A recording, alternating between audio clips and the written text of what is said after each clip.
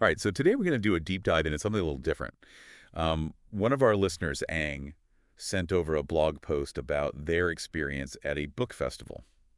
They were really focused on the cover designs of Chinese books, the ones that they found really, you know, aesthetically pleasing. Yeah, it's almost like we're getting a personal design critique. Right, exactly. Yeah. It's not a market report. It's really this like one person's perspective on what stood out to them visually at this specific festival. Hmm.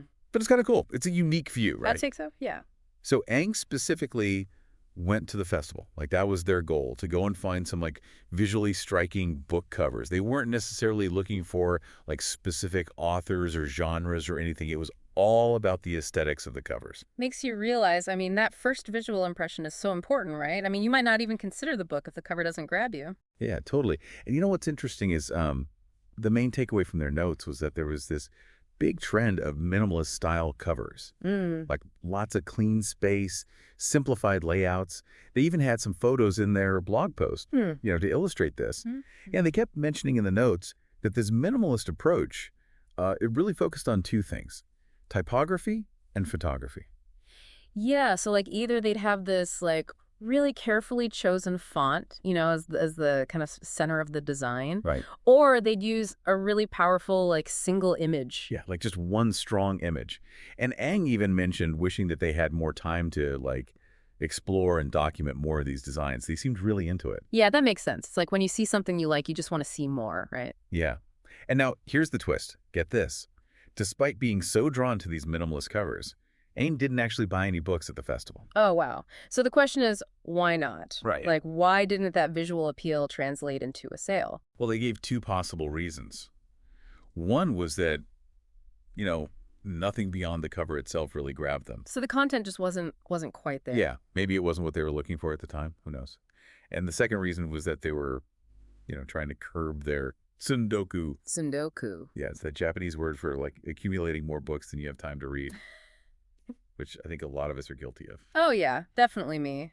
I mean, it makes sense, though, both reasons, right? Like, you might love the cover, but if the content doesn't speak to you, then what's the point? Totally. And then the second one, that's like, be more mindful about what you buy, Yeah, which I think is a good thing. for sure. So, okay, let's talk about this minimalist trend a little more, right? Like, why are we seeing so much of this in book cover design?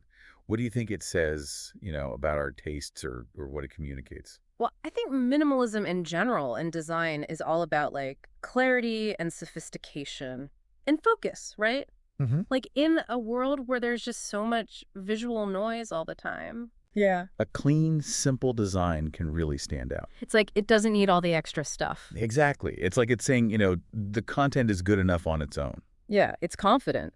So by just focusing on, like we said, strong typography or one really great image, it's making a statement. Right. Trying to create an instant impact. Yeah. And you know what? It could also be about international appeal, too. Like maybe it's part of this global design aesthetic. I don't know. Interesting, yeah.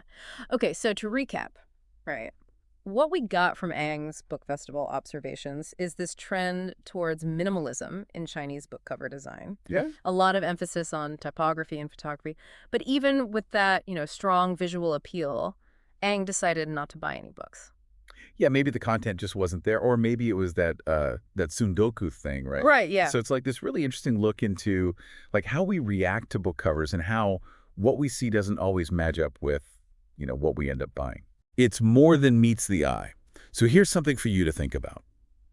When you see a book cover, what actually draws you in? Is it the font? Is it the imagery? Or is it something else entirely? Something to think about next time you're browsing the shelves. Exactly. Hmm. All right, thanks for joining us for this deep dive. Thanks for listening.